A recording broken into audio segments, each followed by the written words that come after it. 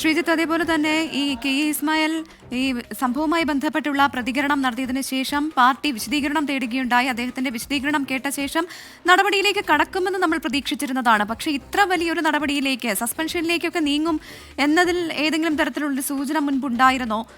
അങ്ങനെയുള്ള നടപടിയിലേക്ക്, പ്രത്യേകിച്ച് ഇത്ര പ്രബലനായ ഒരു നേതാവിനെതിരെ ഇത്ര വലിയൊരു നടപടി പാർട്ടി സ്വീകരിക്കുമ്പോൾ അതെങ്ങനെയാണ് കാണേണ്ടത്?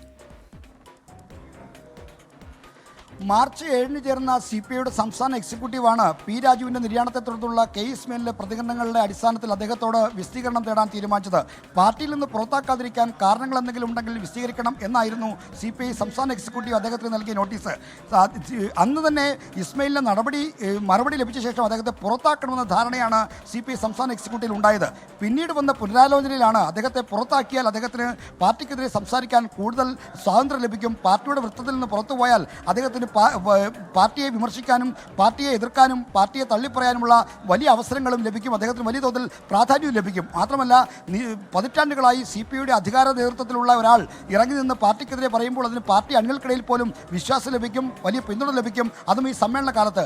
അങ്ങനെ ഒരു പുനരാലോചനയുടെ അടിസ്ഥാനത്തിലാണ് ഇസ്മായിലിനെ പുറത്താക്കേണ്ടതില്ല, സസ്പെൻഡ് ചെയ്താൽ മതി, പാർട്ടിക്ക് അകത്ത് നിർത്തിക്കൊണ്ടുള്ള ഒരു നടപടി, പാർട്ടിയുടെ അച്ചടക്കത്തിൻ്റെ കീഴിൽ നിർത്തിക്കൊണ്ടുള്ള ഒരു നടപടി മതി എന്ന ധാരണയുണ്ടായത്. ആ ധാരണയുടെ അടിസ്ഥാനത്തിലാണ് പുറത്താക്കൽ ഒഴിവാക്കി ഇപ്പോൾ സസ്പെൻഷനിലേക്ക് എത്തിയത്. അതുപോലെ തന്നെ അധികാരം കൈയാളുന്ന ഘടകകക്ഷിയാണ് CPI. അപ്പോൾ സാധാരണഗതിയിൽ ഈ ഘടകകക്ഷികളുടെ കാര്യത്തിൽ ആഭ്യന്തര പ്രശ്നം അവരുടെ പ്രശ്നമാണ്, അത് അവർ തന്നെ പരിഹരിക്കട്ടെ എന്ന നിലപാടാണ് മറ്റു പാർട്ടികൾ എടുക്കാറുള്ളത്.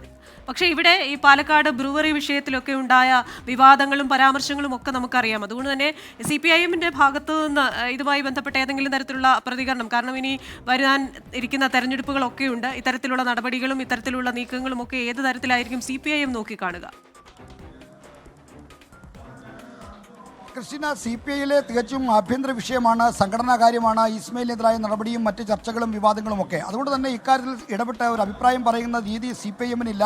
മുന്നണിയിലെ ഘടകകക്ഷിയാണെങ്കിലും ഓരോ പാർട്ടിയുടെയും ആഭ്യന്തര വിഷയങ്ങൾ അവരുടെ മാത്രമായുള്ള വിഷയങ്ങളാണ്. അതുകൊണ്ട് തന്നെ ഈ CPIയിലെ ഈ നടപടികളുമായി ബന്ധപ്പെട്ട വിഷയങ്ങളിൽ ഇടപെട്ട CPIഎം നേതൃത്വം അഭിപ്രായം പറയാനോ അക്കാര്യത്തിൽ പരാമർശങ്ങൾ നടത്താനോ ഒരു സാധ്യതയുമില്ല. എന്നാൽ CPIഎം അനുകൂലികൾ ഒരാളായിരുന്നു ഇസ്മായിൽ ഒരു കാലത്ത്. അതായത് വെളിയം ഭാർഗവൻ്റെ കാലത്ത് പാർട്ടിക്കകത്ത് രണ്ട് ചേരികൾ രൂപപ്പെടുമ്പോൾ CPIഎം അനുകൂല ചേരിയിൽ നിന്ന ആളായിരുന്നു ഇസ്മായിൽ. അങ്ങനെയാണ് 2009 പൊന്നാനി ലോക്സഭാ തെരഞ്ഞെടുപ്പിൽ പൊതുസമ്മതനെ സ്ഥാനാർത്ഥിയാക്കണമെന്ന CPIഎമ്മിൻ്റെ നിർദ്ദേശമനുസരിച്ച് ഹുസൈൻ രണ്ടത്താണി അവിടെ സ്ഥാനാർത്ഥിയായി ആദ്യമായി കണ്ടെത്താൻ പോയത് കെ ഇസ്മായിൽ ആയിരുന്നു. അന്ന് കാനം രാജേന്ദ്രൻ്റെയും CK ചന്ദ്രപ്പൻ്റെയും നേതൃത്വത്തിലുള്ള വിഭാഗത്തിൻ്റെ ശക്തമായ എതിർപ്പ് മൂലമാണ് ഹുസൈൻ രണ്ടത്താണിയെ CPIഎമ്മിന് വിട്ടു നൽകി പൊന്നാനി മണ്ഡലം തന്നെ ഉപേക്ഷിച്ച് വയനാട് മണ്ഡലം CPI ഏറ്റെടുക്കുന്ന സ്ഥിതി ഉണ്ടായത്. അപ്പോൾ ഒരു കാലത്ത് CPIയുമായി ഏറ്റവും അടുപ്പം, CPIഎമ്മുമായി ഏറ്റവും അടുപ്പമുണ്ടായിരുന്ന നേതാവായിരുന്നു കെ ഇസ്മായിൽ. അത് തന്നെയാണ് ശ്രീജിത്ത്. ഇപ്പോൾ നമ്മൾ അങ്ങനെ നോക്കുമ്പോൾ എല്ലാ കാലത്തും പാർട്ടിക്കൊപ്പം നിന്നിട്ടുള്ള ഒരു നേതാവ് 2022 സംസ്ഥാന കൗൺസിലിൽ നിന്ന് ഈ പ്രായപരിധി മാനദണ്ഡം കൊണ്ട് പുറത്തെന്ന് പറയാൻ പറ്റില്ല, സജീവമായിട്ടുള്ള സ്ഥാനങ്ങളിൽ നിന്ന് മാറുന്നു. 2024 ദേശീയ കൗൺസിലിൽ നിന്ന് മാറുന്നു.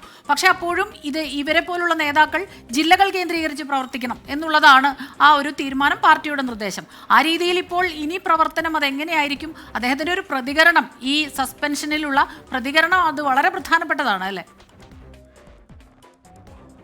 അദ്ദേഹം പാലക്കാടാണ് ഉള്ളത് എന്നാണ് ഞാൻ മനസ്സിലാക്കുന്നത്. പാലക്കാട് ജില്ലാ CPIയുടെ പാലക്കാട് ജില്ലാ കൗൺസിലിൻ്റെ ഭാഗമായ ഒരു പ്രത്യേക ക്ഷണിതാവ് എന്നതാണ് അദ്ദേഹത്തിൻ്റെ ഇപ്പോഴത്തെ പാർട്ടി പദവി. അദ്ദേഹം വടക്കാഞ്ചേരിക്കടുത്തുള്ള പട്ടിക്കാടാണ് അദ്ദേഹത്തിൻ്റെ സ്വദേശം. അദ്ദേഹം അവിടെയാണ് താമസിക്കുന്നത് എന്നാണ് ഞാൻ മനസ്സിലാക്കുന്നത്. ഇന്ന് അദ്ദേഹം പാലക്കാട് ജില്ലയിൽ ഉണ്ട് എന്നും അറിയുന്നു. എന്തായാലും പാർട്ടിയുടെ നടപടി ഉണ്ടാകുമെന്ന് ഇസ്മായിൽ പ്രതീക്ഷിച്ചിരുന്നു.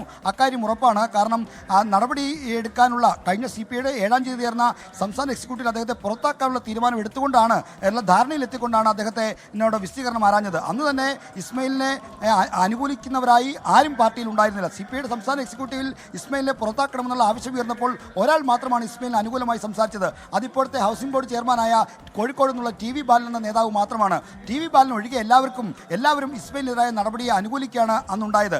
ഇന്ന് ഈ നടപടിയുമായി ബന്ധപ്പെട്ട ചർച്ചയിൽ ആരൊക്കെ ഇസ്മായിലിനെ സസ്പെൻഡ് ചെയ്യുന്നതിനോട് യോജിച്ചു, ആരൊക്കെ എതിർത്തു എന്ന കാര്യം നമുക്ക് അല്പസമയത്തിനകം ലഭ്യമാക്കാൻ കഴിയുമെന്ന് പ്രതീക്ഷിക്കുന്നു. എന്തായാലും ഇസ്മായിലിനെ പുറത്താക്കരുത് എന്നൊരു എന്നൊരു ഒറ്റക്കെട്ടായ ശബ്ദം പാർട്ടിക്കകത്ത് ഉണ്ടായിരുന്നു. കാരണം അത് ഇസ്മയിലിനോടുള്ള അനുഭാവപൂർണ്ണമായ നിലപാടല്ല, അല്ലെങ്കിൽ ഇസ്മയിൽ എടുത്ത സമീപനത്തോടുള്ള യോജിപ്പല്ല, മറിച്ച് ഇസ്മയിലിനെ പാർട്ടിയിൽ നിന്ന് പുറത്താക്കി പാർട്ടിയുടെ പരിവൃത്തത്തിൽ നിന്ന് പുറത്തേക്ക് നടത്തിയാൽ അദ്ദേഹം പാർട്ടിക്കെതിരെ നടത്തുന്ന വിമർശനങ്ങളെ തടുക്കാൻ കഴിയില്ല, അതിനെ ചെറുക്കാൻ കഴിയില്ല, അത് പാർട്ടിക്കുണ്ടാക്കുന്ന ആഘാതം വലുതായിരിക്കും എന്ന മുന്നറിയിപ്പാണ് ഇസ്മയിലിനെ പുറത്താക്കൽ നടപടി സസ്പെൻഷനായി ലഘൂകരിക്കപ്പെടാനുള്ള പ്രധാനപ്പെട്ട കാരണം.